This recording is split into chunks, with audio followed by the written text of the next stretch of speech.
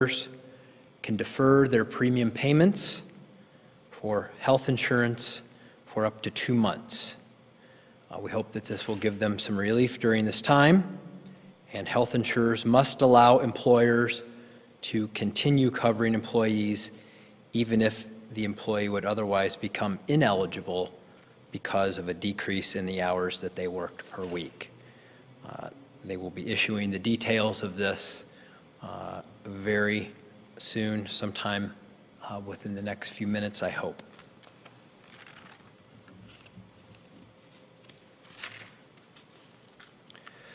Let me also, we've had questions about unemployment and who is eligible.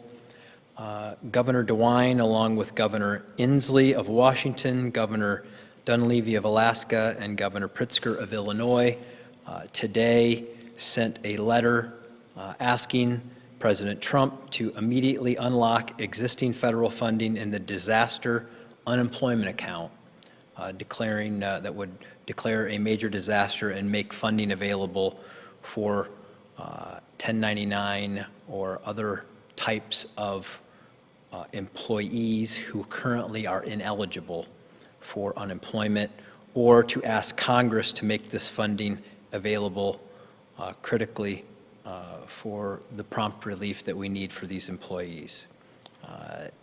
This is incredibly important that the federal government step in and help us serve these people who are displaced by the circumstances that we confront in the economy as a result of the actions that have been taken to protect our health and safety.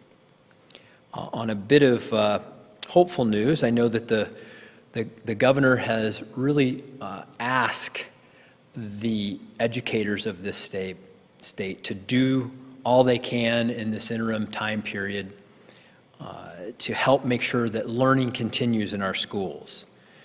I was, in the last 24 hours, contacted by Hilliard Superintendent John Marchhausen, who's on the governor's workforce board, and he explained to me that they are doing great at distance learning in Hilliard, that they have over 16,000 students a day logged in to participate in school. And to be logged in, you have to, or to count as participating, you have to actually log in and do your work. You need to make sure that you're submitting the work that your teachers have asked you to submit. It really is quite stunning, the great work that they have done there. Yesterday, they had over 16,703 students, I guess the number was, logged in. Their average February attendance was 15,575. So not only are the teachers and the administrators in Hilliard embracing this, the teachers are calling the students just to make sure they're getting them involved, but the students and the families are responding even at a higher rate than they did normally in the month preceding. So it's just one case, but I like to highlight the cases to show that it's possible and that our educators and our families are taking their education seriously. Super important, and I know that that other schools around the state are doing this, and all of those educators to be commended, because they had to turn this around quickly. They find out at the end of 1 week, and many of these schools by the beginning or the middle of next week had these services up and running. I want to also add some business best practices. The governor talked about his enormous responsibility to find the balance between the health needs of the people of our state and the economic and business and work needs of the people of our state. And over the last 24 hours, actually 48 hours, we've been in touch with lots of businesses asking for best practices and imploring and frankly demanding that they execute these best practices. And some of these you've heard before, but I will take the liberty for any business person who does not know exactly what we're talking about to hear these once again. Businesses are taking the temperature of their employees if they have that capability at work or before they go into work.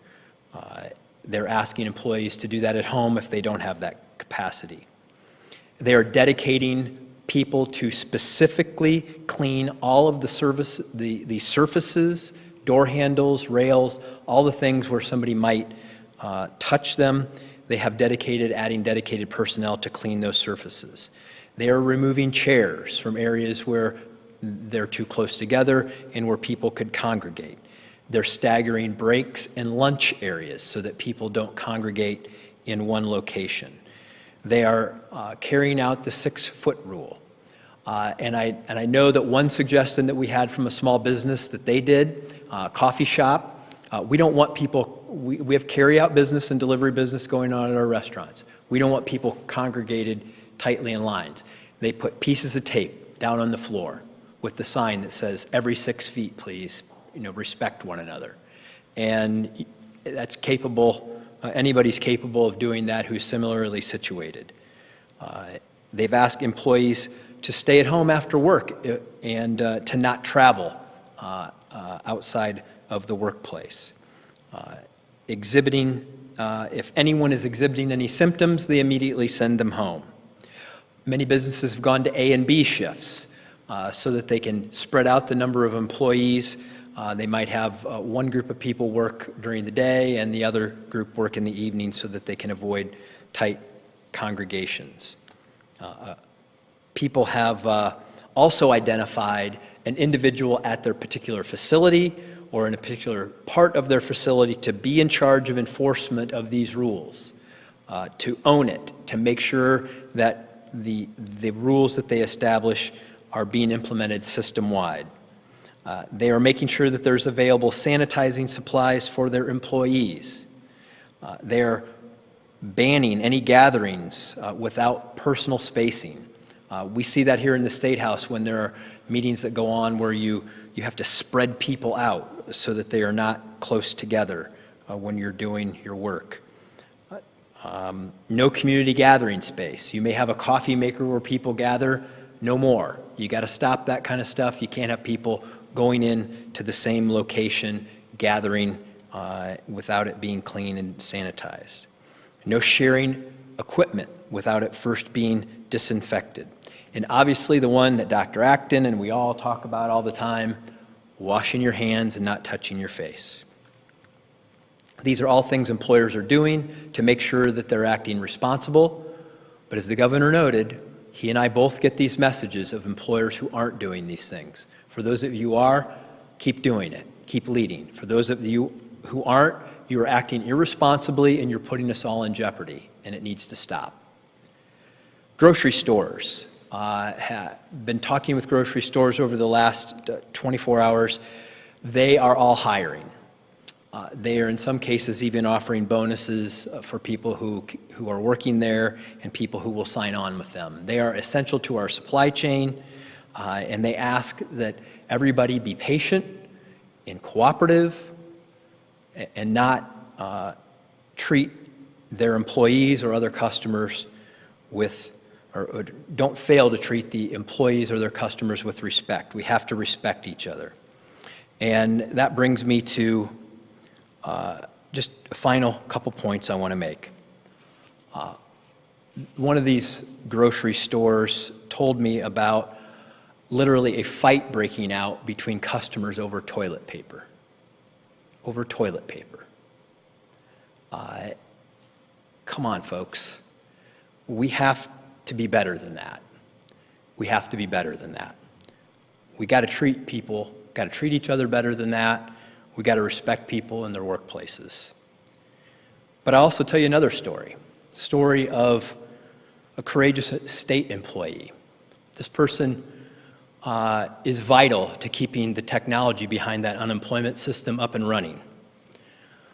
Over the course of the last week, they had a loved one in their family, a sibling, who was suffering from cancer, who was on their deathbed, and they chose not to go visit them because they had to keep the system up and running for those tens of thousands, ultimately hundreds of thousands of people who need it.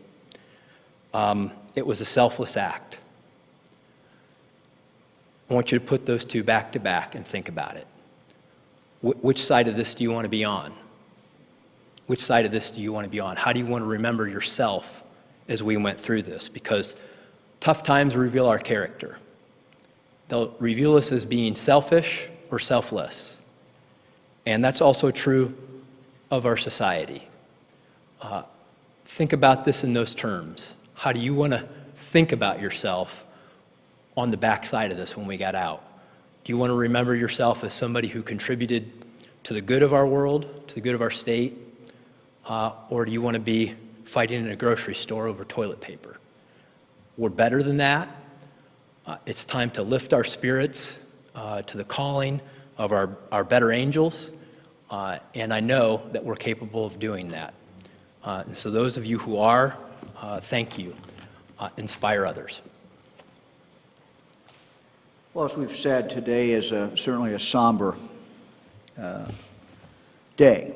And both John and I have pointed out some places where our fellow Ohioans maybe could have done better. But let me just say that what I'm getting every day from people throughout the state of Ohio is that they are doing a good job. They are patriotic. They're doing what they need to do. And so we just appreciate that very much and ask people to continue to do that.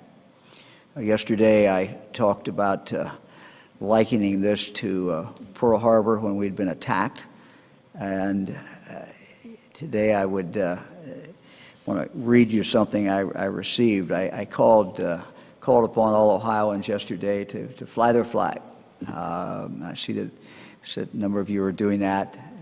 Please continue to do that. Those of you who have not, put the flag up. We're all in this together.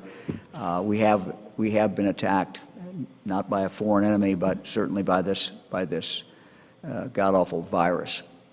But I woke this morning to an email that had to really make me smile. Let me read it. Mr. DeWine, we do not have an American flag to hang outside our home. Today, after your news conference, my 7-year-old daughter made this flag for our house in honor of your request. So I would like to thank 7-year-old Elena in Radnor, Ohio, for the beautiful flag.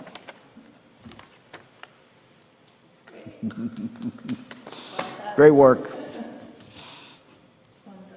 Be happy to respond to questions. Thank you, Governor. Jim Province with the Hey, Jim. Toledo Blade. You mentioned that we've entered a new phase of this crisis. Is the response to the death any different than a suspected infection? We've heard from some first responders that were concerned that they did not hear sooner about this so that they could have been tested. Okay.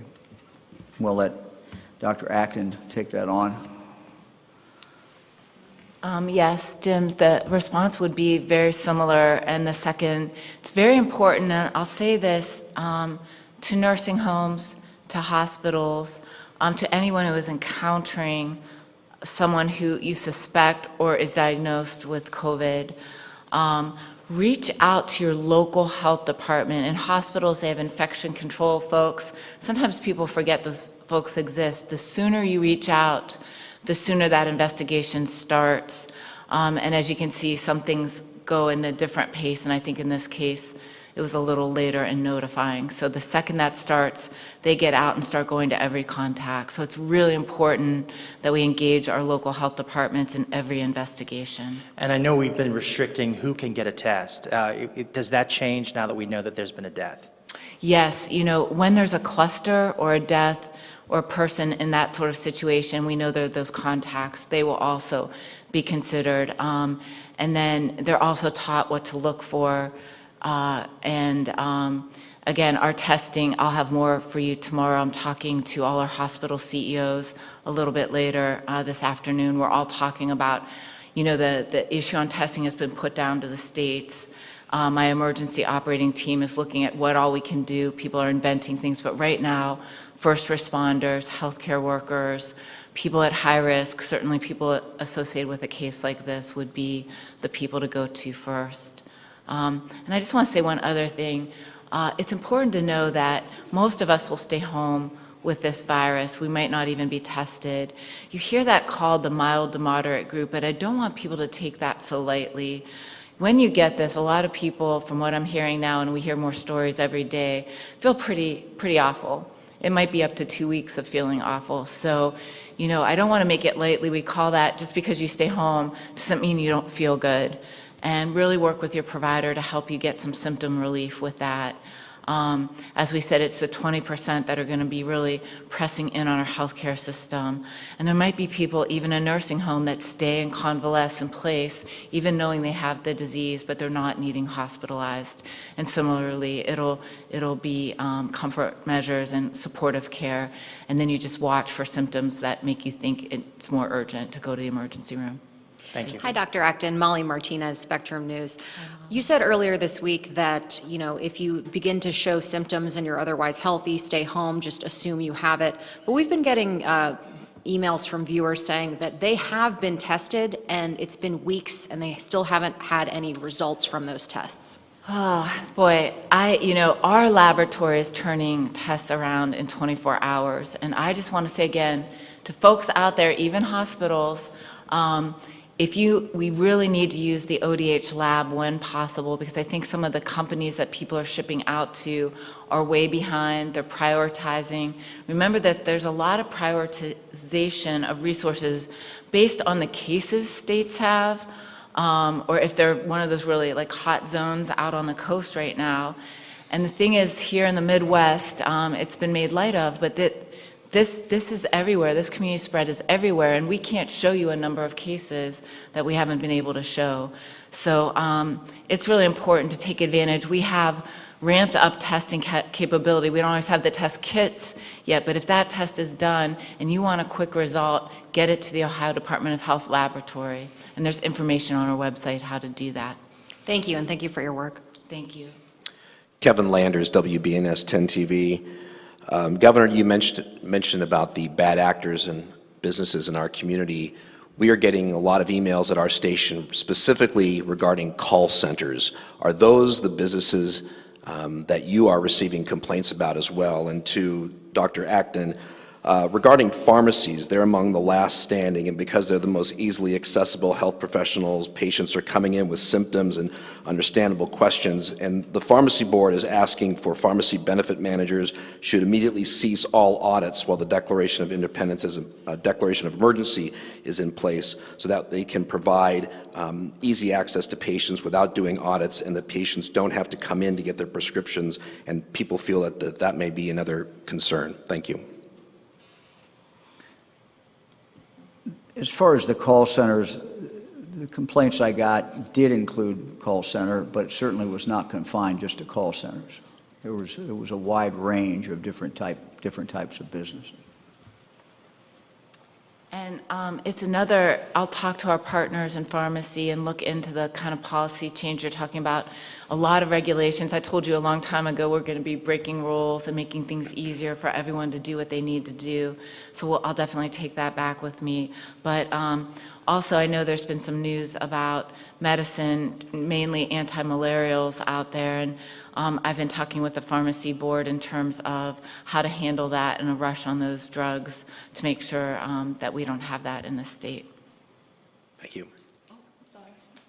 Hi, Laura Bischoff, Dayton Daily News. Governor, if businesses continue to act in a reckless manner and they are not abiding, what is your next step? What is your next intervention that you'll put in place? Well, I think people can imagine what that next step would be. So, you know, I've not hesitated in the past to close businesses and other operations if they're a threat to the public. So the safety of the public has to come first. There's a way we can do this, but we have to do it.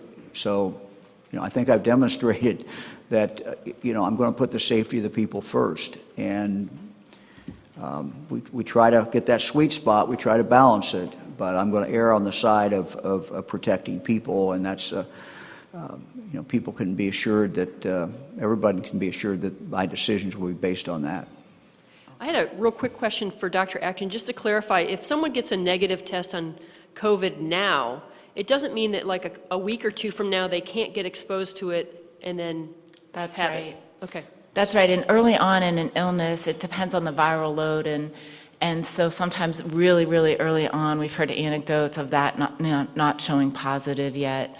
And of course, you can still get it, even though you tested negative one time. And that's why that use of testing it's not something that we would all get. Now, surveillance, which we'll hear a lot more about, which is just seeing the level of it in a community, ultimately, we will be looking at testing people that are asymptomatic once we have more testing capability. Thank you. Hi, Jessie Balmer with the Cincinnati Enquirer. I guess in light of what we know about the importance of physical distancing, can we safely hold an in-person primary this year, and will you be recommending mail only instead to lawmakers? Well, this is a discussion we obviously have with the General Assembly. We're kind of on two dual tracks at this point. We've got a case in court and we've got a General Assembly coming in.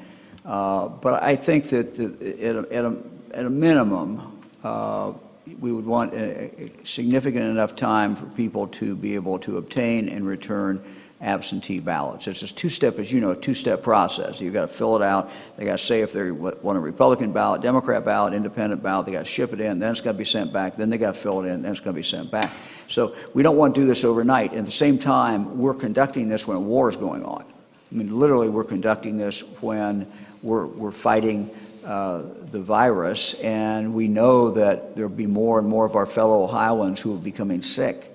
And so having enough time in there is very important. Whether we can do it, in regard to an in-person election, I don't know. I think the most important thing is that people have ample time to be able to vote. Governor, this is Ben Garber from ABC6 and Fox 28. The governor of Illinois is expected this afternoon to issue a shelter-in-place order. I'm wondering, what would you need to see in order to consider doing something similar? And also, have you been coordinating with neighboring states, the governors in those states, to make sure there's a more unified response, since some of our border communities, it may be great to have one set of restrictions in Ohio, but if the same is not being done in Indiana or Kentucky or Michigan or Pennsylvania, then maybe those restrictions aren't as effective. Are you coordinating with them? I talk to governors usually once a day, somebody. Sometimes we're on conference calls. So there is a lot of sharing of information, sharing of ideas. How do you handle this? How do you handle that? So that certainly is going back and forth. I mean, you use the term shelter in place, and that's, we can use maybe other terms as well. But many Ohioans are doing that, and we're asking any Ohioan who can do that to do that. It's the wisest thing to do. It's the safest thing to do. And, I would suggest everybody who has the ability to do that. Now, there's certain people who have to be out. Nurses have to be nurses. Doctors have to be doctors. First responders have to do what they do. And people who work in nursing homes, people who work in our prisons. But we've asked state government, everybody, all my cabinet members, trim that down. People can work from home. They need to be working from home. Only the essential. We've asked every business to do the same thing. So in a sense, we have that.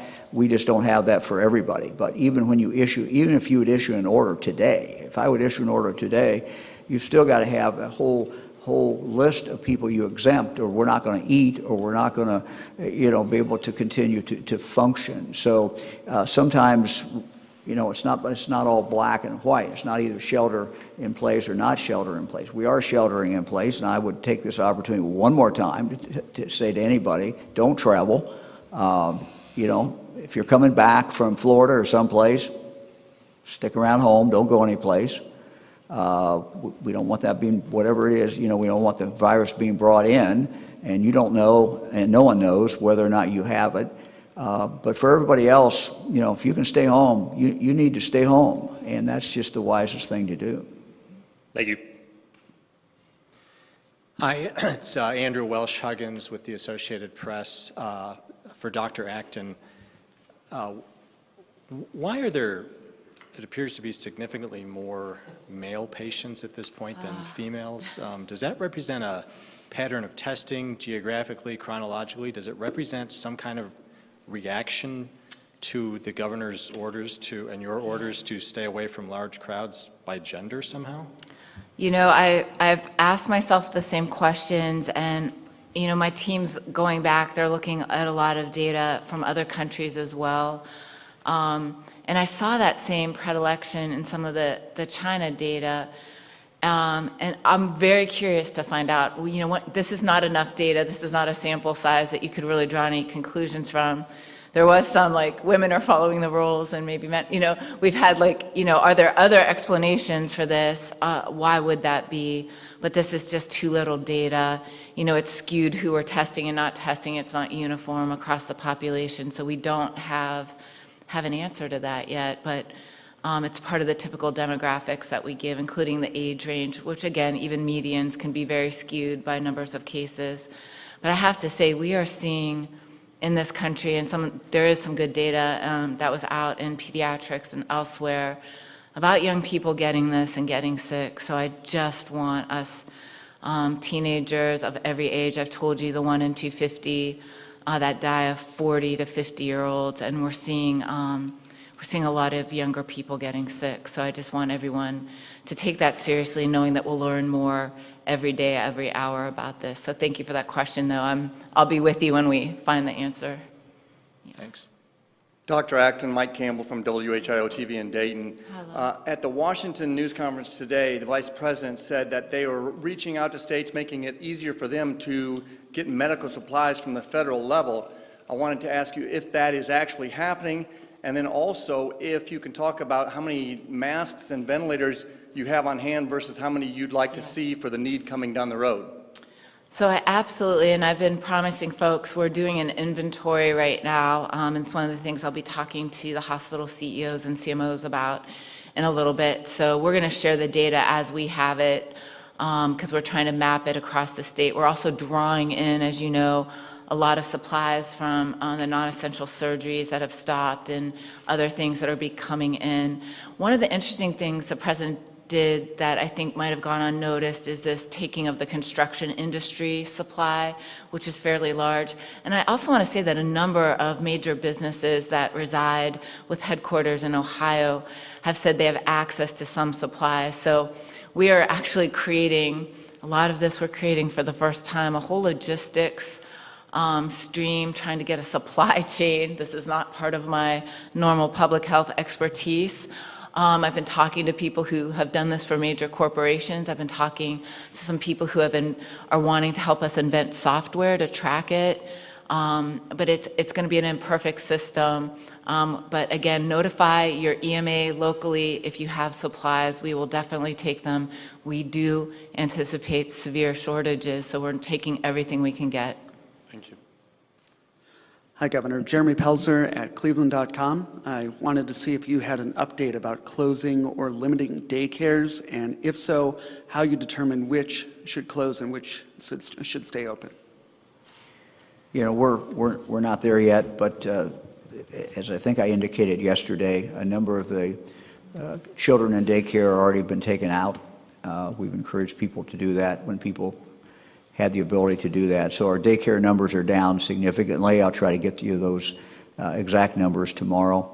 We're basically moving towards a situation where we're going to allow the hospitals to establish their own daycare if they need to do that.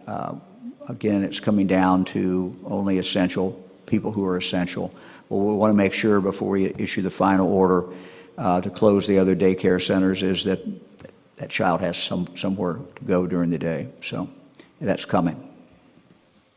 Isaac Dreyer from WHIZ News. Have you or are you considering any interstate travel ban? I know you've suggested that people quarantine themselves when coming back from like spring break or something like that, but have you considered a ban? Yeah, I'm not a constitutional scholar, but that's basically within the realm of the Congress and the President. You know, we can't put up a barrier on 70 or 71, and we just can't do that. So, but we can certainly encourage people or you know, if you're coming back from vacation, and you live in Ohio, that's fine, go home though, stay home. Don't go around, go out for, you know, because we don't know what you're bringing back, so. Thank you. Andy Chow, Ohio Public Radio and Television State House News Bureau. Governor and Dr. Acton and Lieutenant Governor, if you want to touch on this too.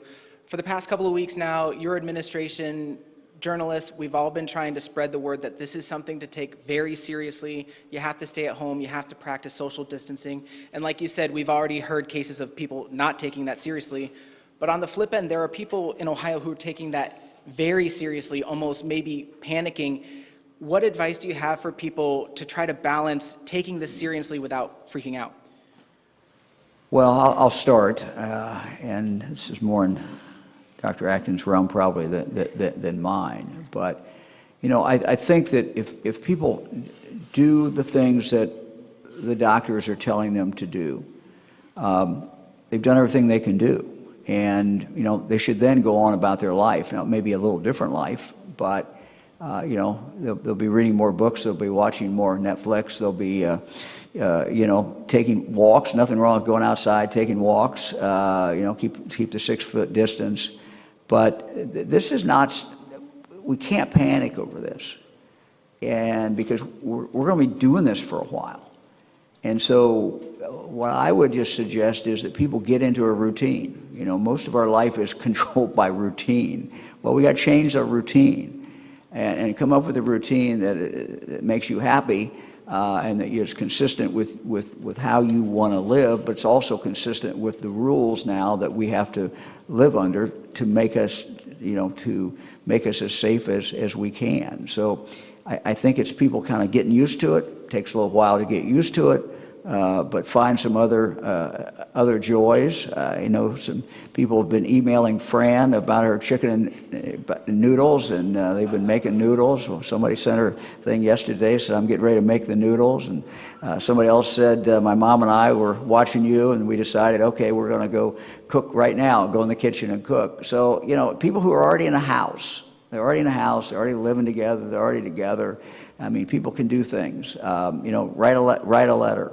As Dr. Acton said, the social, you know, we don't want social distancing. You know, look for more opportunities to connect, but just not physically. Doctor? Well, I just going to grab one thing. First of all, and maybe I've never said this enough. Map holder. This curve's going to go down. You know, this curve, we are on the slope now, and that's been the hard thing, at least for me today, is I know we're ramping up to seeing this, and this is a time we want you to take it very seriously.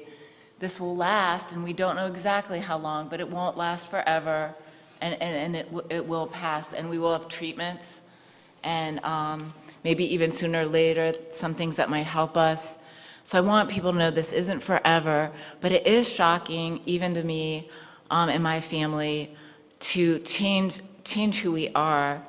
And it's hard to slow down, you know, and just not be in those routines. And a lot of us have been sort of mindlessly chugging along in our life, and this is just disrupting how we like know ourselves. And that is going to be uncomfortable, but it's not always a bad thing. And even a little stress is not always a bad thing if you can allow it to open you up, maybe to some wonder again. We have lots of tips, though. We know that there are people that are struggling all the time. On our website, coronavirus.ohio.gov, my favorite colleague over in mental health and addiction, Lori Chris, was here once before and gave some great tips, and she's going to be collecting those. I think the folks out there who are starting the what to-do lists, we've been trying to design some, but I think it should go viral, that helping each other with ideas of what's changing and what's good in our life, or maybe what we're waking up to. I remember September 11th when it happened. This is a longer version of a sort of a waking up in a shock. But I just remember the strange, and for those of you who remember this too, odd sense of everything that has been political or ridiculous in our life just fell away in a moment. And I hope we'll allow that to happen for ourselves, because this is slower. And we can get caught up in worrying about things, but I hope we'll allow that falling away to happen and kind of wake up to something more meaningful. Governor Eric Halpern with NBC4. Earlier today, the president said the Department of Education is not going to be enforcing standardized testing requirements. Any update on what the state is going to do when it comes to those standardized tests? Well, I think I've already indicated that, you know, we were not going to have testing if that was going to get into the way of what we're doing. Look, we're looking at, we initially said 3 weeks. We know that's going to be longer. This very well could extend throughout the whole academic year. But as John indicated, you know, we're getting some very good reports back with young people who are learning. My prediction is we're going to, you know, figure out different ways of learning, and the distance learning is going to get perfected maybe better than it has in the past. So, you know, out of every cloud, there's some sunshine, and you know, these kids are going to be okay, and I thank the teachers. Thank you for what they're doing. But we're not going to let testing, you know, we're not going to fixate on testing. If that's not possible, we'll certainly talk to the legislature about it. But if it's not possible to have testing, we're not going to have testing. We're not going to worry about that. Thank you. Adrienne Robbins, NBC4, and my question's for Dr. Acton. Obviously, with the news of Ohio's first death today, does this signify a new phase that our state is into you? And at this point on the timeline, should we expect to see that death toll rise now? Yes, unfortunately, you know, yesterday was a very hard day for me. I'll just admit it, and this morning, because I know we're entering a little bit of a new phase. We knew we'd see these deaths. We've known this will happen, but it's still very hard to take when it happens. And I think we will see more. So, but I just want to, you know, again, share my condolences to the family that we're all going through this together. Every single life matters, and you know, we'll be with you through this every step of the way. Thank you. Hi, I'm told this is the last question. This is Max Philby with the Columbus Dispatch. Dr. Acton, I checked with some local hospitals today, and it sounds like so far they're not all seeing much of a spike or a surge in cases or patients yet. Can you tell us a little bit about when we might expect to see something like that in Ohio? That's right. I think, you know, I can't tell you how, again, amazed I am by how the hospitals and others are just stepping forward in unprecedented ways. And so it's going to happen in a community like we're seeing. There's a hospital involved in Miami County that, you know, that's the hospital that's being affected right now, taking in some patients from the nursing home. And it will happen like that. It will be, as I said before, we won't have one spot in Ohio, but it'll affect each community a little differently in due time. But I assume that it will affect most, if not all, communities at some point to various extents. And that, I can't predict how that will unfold, but we know that will happen. And so right now, many of our patients, the numbers I had, I think today of hospitalizations, we know that our hospitals are at 70% capacity. We can still handle that, and hopefully if we keep doing everything right and we slow down, we flatten that curve, that gives our hospitals, our nursing homes, and everyone else the best chance of riding this out comfortably. So it makes a difference, everything we're doing by staying at home. We look forward to seeing you all tomorrow at 2. Thank you.